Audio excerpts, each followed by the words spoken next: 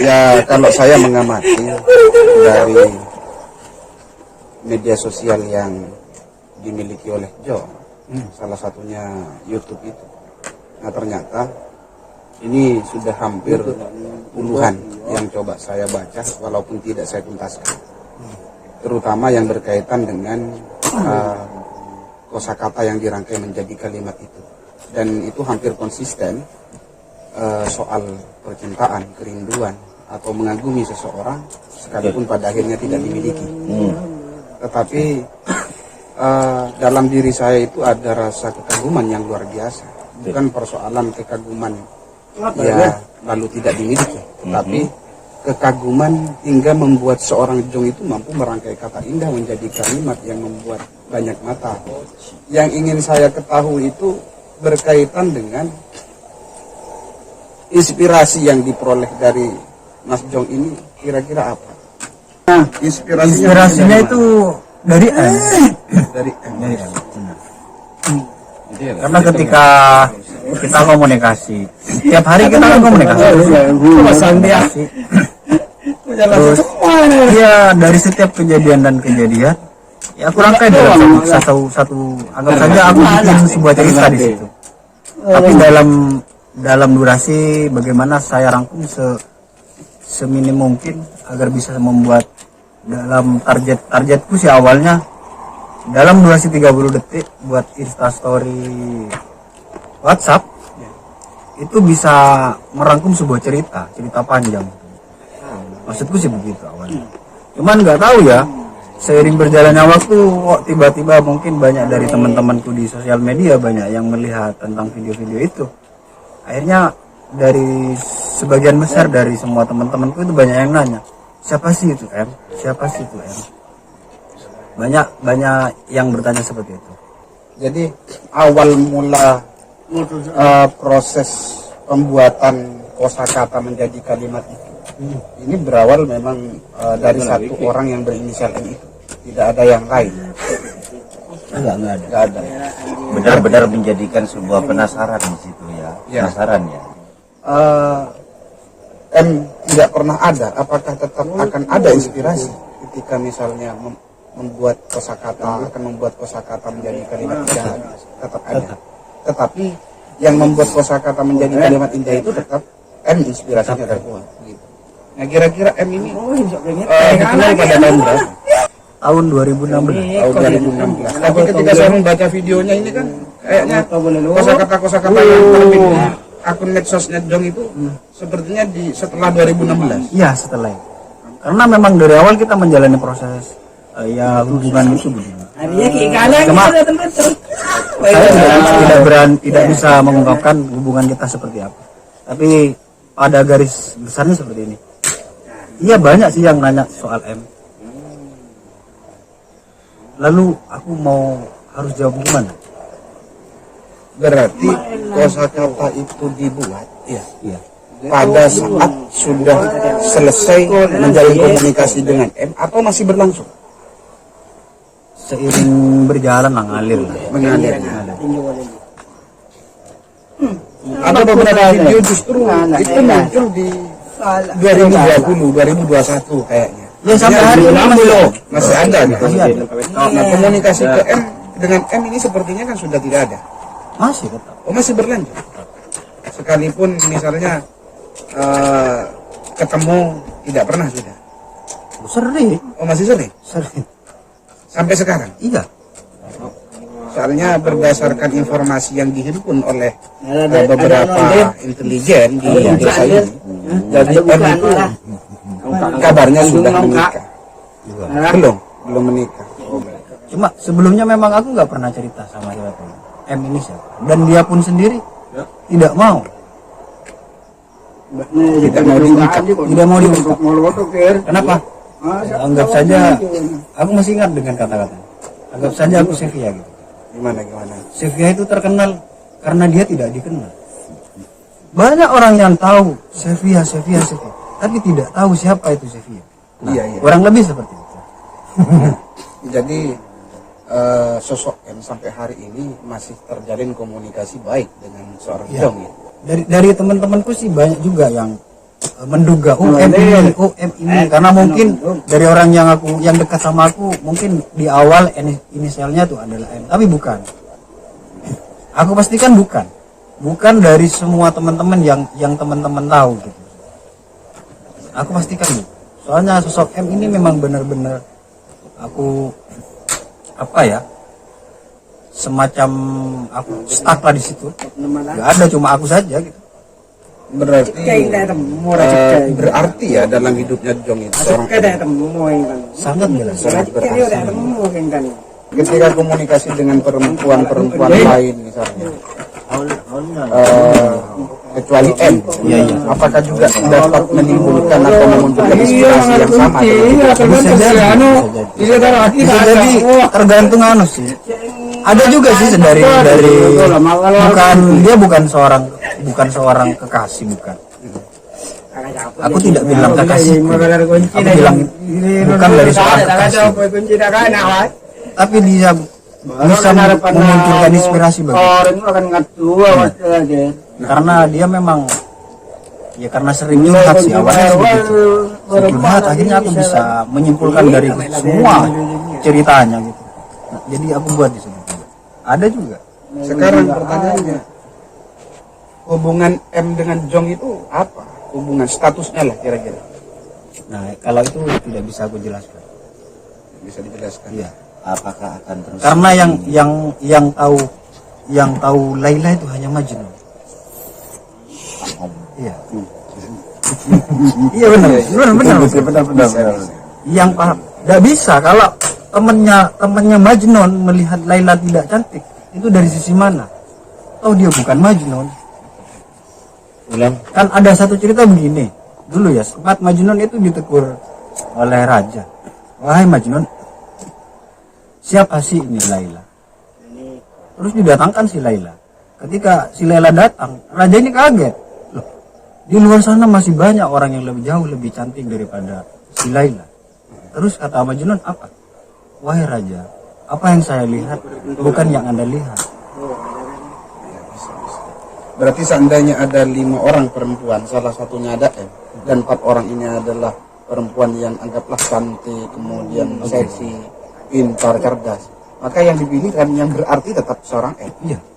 Iya kan? Iya. Nah pertanyaannya kemudian apa keistimewaan dari seorang M sehingga membuat Jong itu menganggap M itu sangat berarti? Jangankan orangnya itu. Jangankan orangnya. Kucingnya saja itu berarti buat saya. Karena kucingnya pernah disentuh oleh M. Jadi setiap barang apapun yang disentuh oleh M akan menjadi jelas. berarti. Karena memang cinta seperti itu. Karena cinta itu yang semestinya bukan transaksi antara dua orang. Aku mencintai M, bukan berarti M harus mencintai aku. Kamu mencintai istri sebelum kamu jadi istrinya. Kamu mencintai pacar kamu.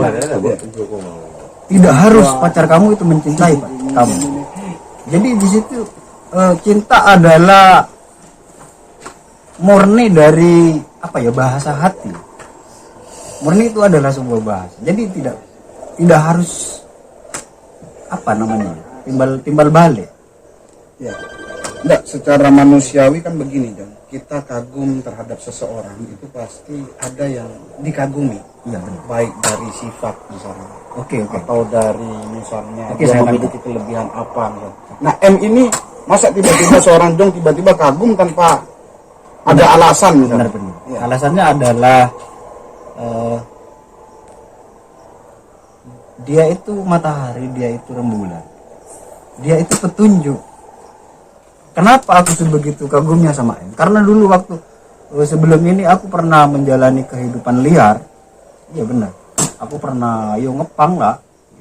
Pokoknya liar lah di sana. Pas ketemu M, dia ngasih petunjuk gitu, ngasih jalan yang benar. Gak apa-apa, kamu boleh jalan kemana saja, tapi jalan yang benar harus dijalani. Gitu. Karena dia petunjuk, karena dia matahari buat saya. Ini kan tetap ketika ditelaah secara akademik, seolah-olah ini tetap unik begitu. Artinya, masa iya kemudian kekaguman seseorang itu tanpa bisa dijelaskan secara logis, secara detail, tiba-tiba muncul sebuah kekaguman. Artinya, tetap secara manusiawi di situ pasti ada kelebihan yang tidak dimiliki oleh yang lain. Misalnya. Fisiknya maksudnya. Ya bukan hanya secara fisik, bisa dari dia memiliki kecerdasan yang berbeda misalnya, atau memiliki karakter yang mungkin berbeda. Seperti itu tadi saya bilang, dia adalah petunjuk, dia matahari. Karena dia yang menuntun aku dari waktu aku di hidup liar. Iya. Akhirnya aku kembali lagi ke jalan yang lurus gitu. Jadi sampai bisa merubah Iya benar. dari kehidupan yang agak hitam menjadi kehidupan yang putih misalnya, atau abu-abu lah menjadi Abu-abu. putih. Dia sih bukan anak pesantren. Ini anu lah ya, ngasih anu lah. Bukan anak pesantren. Tapi bukan pas alim, enggak sih. Cuma dia peduli gitu. Kenapa? Ini yang bikin aku tanda tanya. Kenapa kamu peduli sama aku? Iya.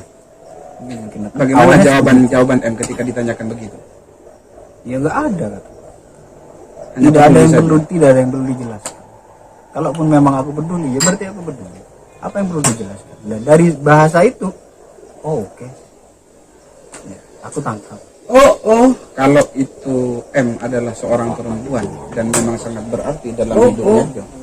Nah, kira-kira ada rencana nggak M itu kemudian misalnya dari status yang awalnya hanya dijadikan sosok yang dikagumi, kemudian menjadi berarti dalam hidupnya, kemudian ingin ada hubungan yang jelas misalnya, diperjelas misalnya.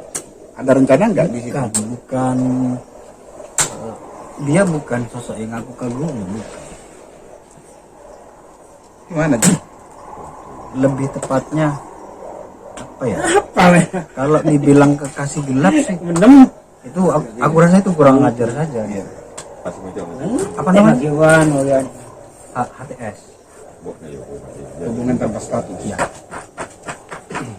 Pernah nggak seorang yang bertanya, kamu buat apa komunikasi misalnya terus-terusan berkali-kali sampai kamu misalnya membuat kosakata menjadi kalimat indah misalnya, tapi sampai hari ini kamu tidak pernah menyatakan cinta kepada saya? Iya. Hah? Iya. Gimana jawabannya? Jawaban seorang Jo ketika ditanya begitu. Iya benar. Nah, aku ingat sekali seperti apa yang kamu bilang Mas Yosi. Beneran dia bilang, maksud kamu apa sampai sejauh ini? Kita berapa tahun jalan? Kamu itu bagaimana sih? Aku minta kejelasan katanya. Iya. Apa yang bisa aku jelaskan? Tidak cukupkah apa yang aku lakukan? Aku gitu. Apa cinta itu bisa dijelaskan? Tidak. Aku jawab gitu. Benar Mas Yosi? Apa cinta itu bisa dijelaskan? Tidak. Cinta itu hanya bahasa yang berbunyi di dalam dada. Iya. Benar. Berarti dengan status HTS itu seolah-olah sudah hal yang luar biasa. Iya. Masa tidak ada rencana status HTS berubah menjadi misalnya tunangan kayak misalnya? Kemarin pernah. Pernah. Yang sisa muka sekarang ya.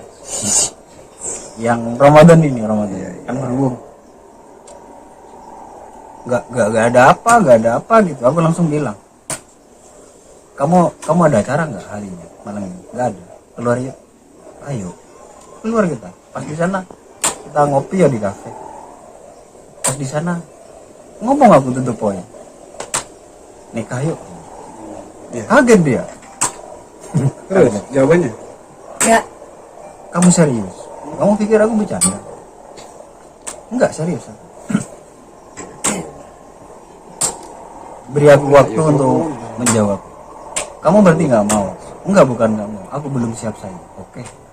Sampai kapan aku harus menunggu?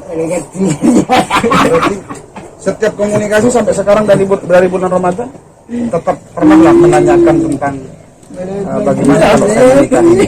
Aku nggak nanya lagi. Kecuali kalau sudah dia siap, pasti dia bilang. Memang seperti itu. Oh berarti memang ada rencana keseriusan ingin dinikahi. Iya dong. Iya. Iya dong. Iya betul berarti. Jadi persepsi saya begini. Jadi seorang Jogi juga sepakat dengan kalimat begini. Ketika surga terdiri dari banyak pintu, maka salah satu kunci untuk membuka surga itu adalah pernikahan. Menikah gitu. Nah, artinya rencana menikahi itu kan ada. Sekalipun ada jawaban, respon belum ada kesiapan. Kan begitu. Meskipun aku di surga mungkin aku tidak bahagia. Bahagiaku tidak sempurna tanpa El. Luar biasa. Luar biasa ya. Iya. Iya benar. Iya.